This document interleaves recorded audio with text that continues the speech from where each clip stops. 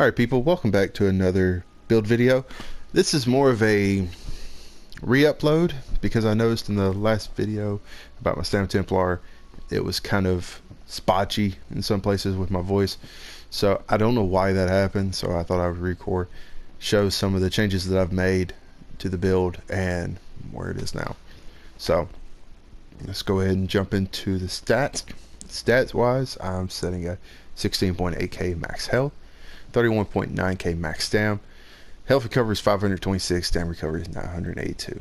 Weapon damage is 2.9k, and weapon crit is 55%. My physical and spell resistance is 14.9 and 12.2. Health, I have 2 points into health. I have 62 into stamina. The boon I'm running is the warrior, and I'm using basic buy stat food, max health, max stam. Now, my weapon crit's 55. If you want higher crit than that, you could always run the thief. Your weapon damage will drop to like 2.5k, but you can get your weapon crit up to around 80%, but I would not recommend that, but that's up to you. Gear wise, the first set I am running is Night Mothers. I'm running a precise sword with a poison damage enchant, a infused axe with a weapon damage enchant, and a bow of the Night Mothers precise with a disease enchant. Now, the bow you can run defending if you want to be a little more tanky. You can run sharpen, you can run precise. I mean, it's really up to you on what you want to do. I had a precise Night Mother's bow, so I threw that on. I don't really DPS on my back bar anyways. I just drop my dots and then I kind of switch back over. Precise here on the main hand, you can definitely run Nern if you want to push out more damage. I think it'll increase close to 200 in weapon damage, but again, Nern can be pretty expensive at this point, and finding somebody to craft it for you can be just as hard. So, but this is an easy trait, and you can push out a lot of damage with precise. Plus, having precise works pretty good. I run a sword because of the fact I am a Khajiit, so I have that passive where I have more crit. So I don't really need a dagger, so I'd rather run a sword for the extra 2.5% damage done. So, but what Night Mothers does is that it's 804 weapon crit, 124 weapon damage, 804 weapon crit, and then when you deal critical damage, you reduce enemy's physical resistance by 2.4 for 6 seconds. I'm running the weapons here. I'm running it on the chest, which I'm running a heavy chest infused with max stam. I'm running it on the legs, heavy again, infused with max stam, and then lastly on the feet, divines with max stam. The monster set I'm running is Storm Fist, where I run a medium head infused with max stam, and shoulders with max stam. It's well fitted. Now if you wanted to, you could run divines and it would give you a little more weapon damage because it'll increase the warrior boon, but I roll dodge a lot and I sprint a lot, so I like to have one piece well fitted, but divines would not hurt anything. What Storm Fist does is it adds 124 stamina recovery. When you deal damage, you have a 10% chance to create a Thunder Fist to crush the enemy, dealing 1.7k shock damage every 1 second for 3 seconds to all enemies within 4 meters, and a final 8.9k physical damage when the fist closes. This effect can occur once every 8 seconds.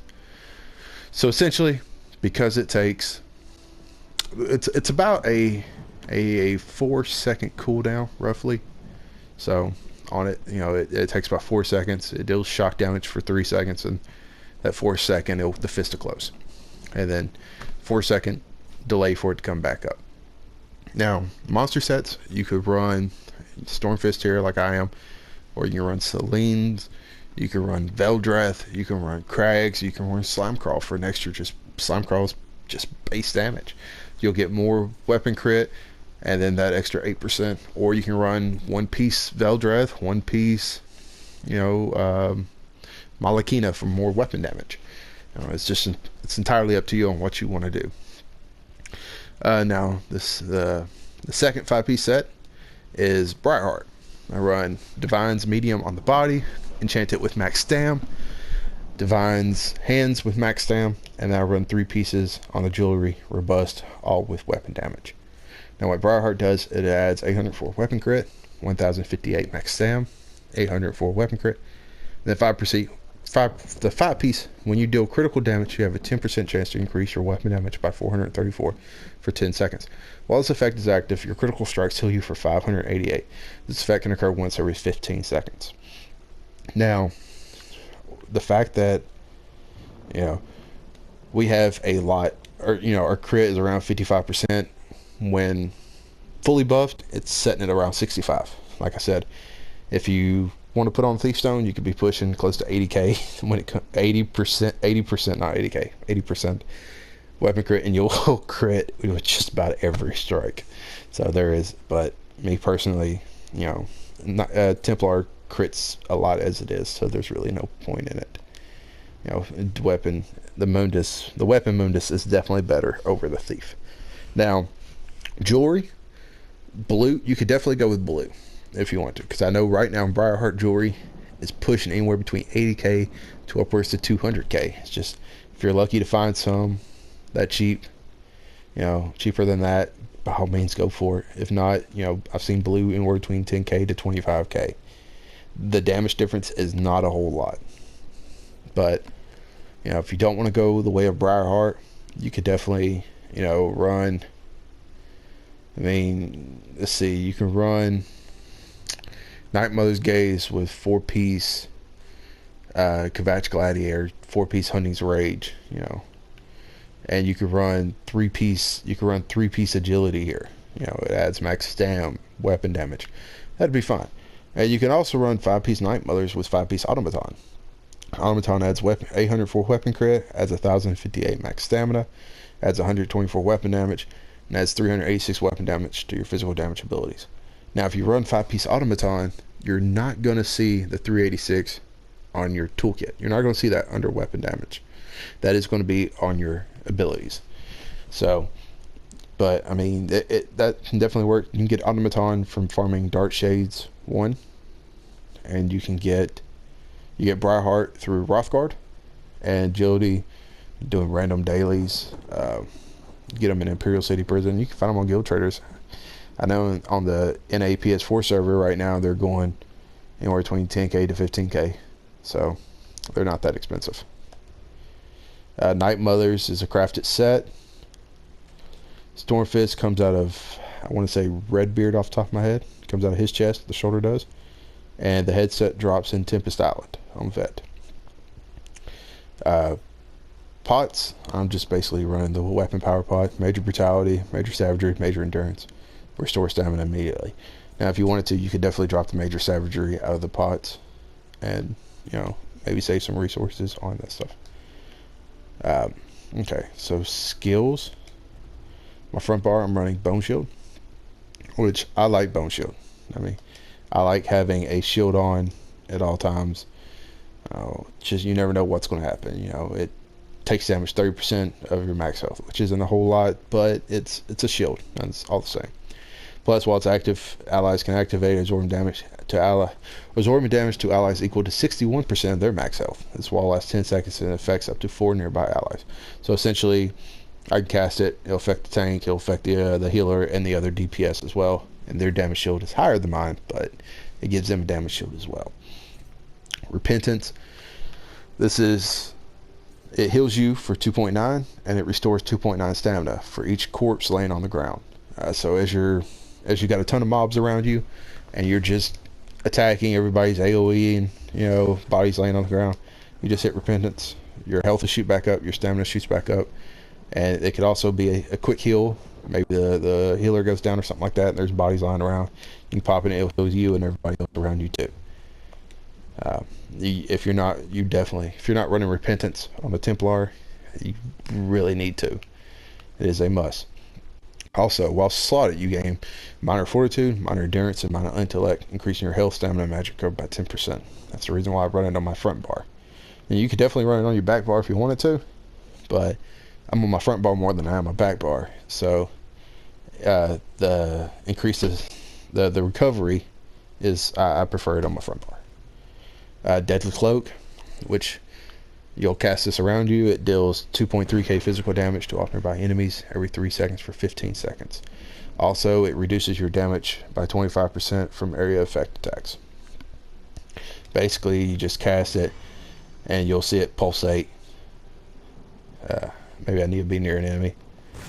Yeah, there it goes. You'll see it pulsate, and it'll deal damage constantly. Renting Slash is your main dot. What it does is that when you hit them, it initially deals 2.1k physical damage, and then they have a bleed. They bleed for 8.4 physical damage over 9 seconds. It also reduces their movement speed, but it is what it is. It's not that important in PVE. So basically, you'll just walk up, you'll hit them with it, and it just keeps ticking. See, it's ticking for 3001, 1.6, 3.1. I mean, so it can definitely hit pretty hard. 3.2, 1.8, 1.8. I mean, 3.2. So I mean, it's already over 10k damage. So the tool tip here, I mean, it's really more than 8k, 8.4 in general. Biting Jabs is your main spammable. It's going to hit 4 or 5 times. It's going to deal 1,000 damage with each strike. Nearest enemies take 140 additional damage with each strike. 140% additional damage each strike. The movement speed is reduced by 70% for 2 seconds on the final hit. Also, you gain Major Savagery, increasing your weapon critical rating by 2.1 for 8 seconds. Using this is the reason why we don't run Expert Hunter on our bar, because Expert Hunter gives you Major Savagery at all times, increasing your weapon critical rating. Where this, you get it off of your main spammable. In retrospect, it's a constant crit. Yeah. So, and you can see the little vines wrapped around your arm is Briarheart activating. So as you can see, Briarheart goes off really easily with this build. Ultimate I'm using is Flawless Dawnbreaker. It hits everything in front of you for 9.5 physical damage, and then it deals an additional 10.1 physical damage over 5 seconds. Again, that's going to be higher too. Also, while swatting, increase your weapon damage by 4%. Originally, when this is fully leveled, which it's about to rank up right now, but when it goes up into that rank 4, it's going to increase your weapon damage by 5%. So my weapon damage will go up by 1 more percent. That's basically it for the front bar.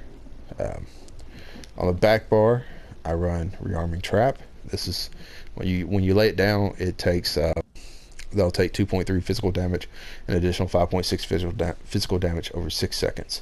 It mobilizes them, and it also, this is the main part for this, is that it also grants you minor force, increasing your critical damage done by 10%. So essentially, you should see Biting Jabs, basic crit 3.1. So when we throw this down, you'll see it proc like that. We're now doing 3.3, 3.6, 3.6, 5 point, and it also deals damage over time. You'll see it ticking there, 3,000, 3,000. That's 6k, 7.6k. So I mean, it does some damage, but you mainly want it for that minor force. Circle of Protection, what it does, you lay it down, you take 8% less damage for you and your group, and increases your stamina recovery by 10%. Now this isn't as important for you, but if you're standing in it and you swap bars, you've already got, you're already getting that 10% buff on your front bar, dude. You're already gaining minor endurance. You're already gaining all that from Fortitude. You're already gaining minor endurance from Repentance. My bad. Oh, I got a little off track.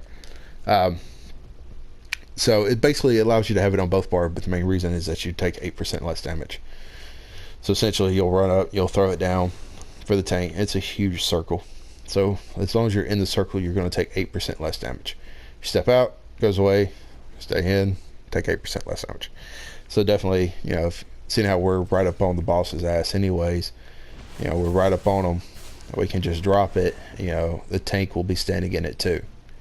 So it definitely helps the tank out as well if he's not running it. So if you see that your tank's running it, then you could always switch it out for Ruined Focus, which will increase your physical and spell resistance, which basically gives you major ward. Power of Light, you're going to cast it, deals 3.5 physical damage to them, and copy all damage taken for 6 seconds, and releasing 20% of it as additional physical damage to them. Maximum copy 19.1. Target also effective with minor fracture, minor breach, reducing their physical and spell resistance by 1.3 for 6 seconds. So essentially, you're going to cast that on them instantly. You know, as you hit them, they're going to pop, and they're going to take more damage. A little explosion.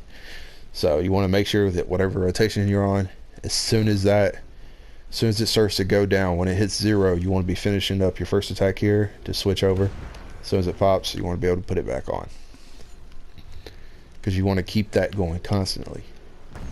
Because one, it's going to increase your damage because you're lowering their physical resistance, plus it's just that extra damage. Poison injection, hit them for 4.1 poison damage, and they take a dot for 10 seconds for 7.4 poison damage. The damage over time deals up to 260% more damage to enemies under 50% health. So essentially, you know, you'll hit them, and you'll just see it ticking. You know, that's basically it. But I'll get to that second part here in a minute with that. And then your other one, your last ability on here outside of the ultimate, is Endless Hail, which they take 1,067 physical damage to enemies in the target area every 0.5 seconds for 10 seconds.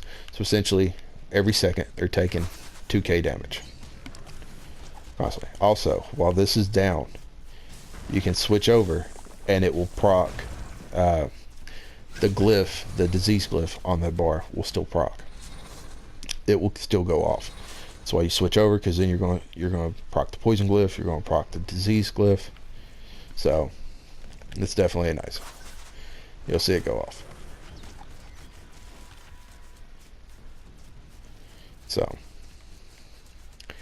anyways, maybe wrong on that. I think maybe it doesn't. It may have changed. Now, the last ultimate on this bar is Ballista. Does 39.7k physical damage over 5.2 seconds. I run Ballista over Toxic Barrage because I can essentially, I'll show you this one over Flawless Number, because I can essentially just set it down, cast, and then switch bars.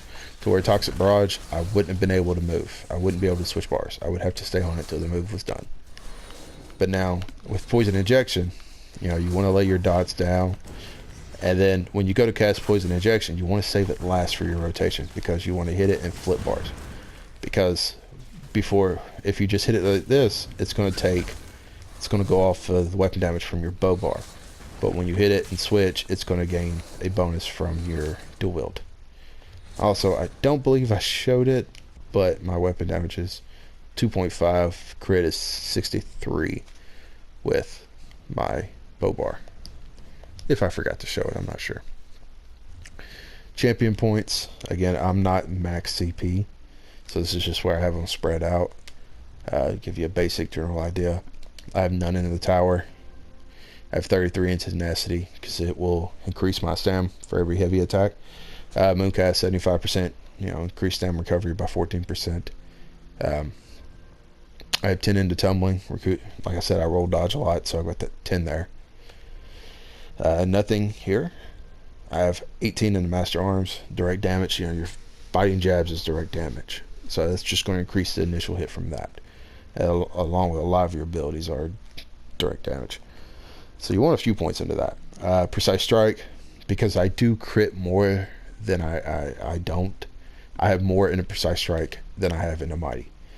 Precise strike increases your damage done with critical damage and healing of your critical strikes with stamina abilities. And then mighty increases your physical poison and disease damage done by 6.63%. I have 25 into piercing. And then I have 50 into hardy, 62 into elemental defender, and I have 7 into bastion. This is basically just going to increase my shield, help my shield out a little bit. You know, I would take this up to, you know, 5%, but I like the elemental defender and hardy right here. So the rest of the champion points I get will go right here, spread out through the other ones. So that is it for that. Let's see. I can show you where I'm at fully buffed.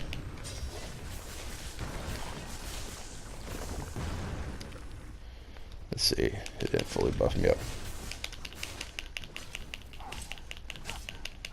Let's just hit a few times, see if we can get this going. Let's see. There we go. Oh, nope, not log out. 4.5. Alright. So fully buffed, I get up to around 4.5k. So, But yeah, that is everything I can think of. I think I went into detail with the skills and everything else. Um, so as far as I know, I guess that'll do for the video.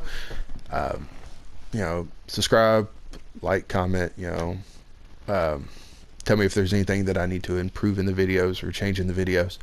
This is my third build video. Any advice is always helpful. So until next time, thanks for watching.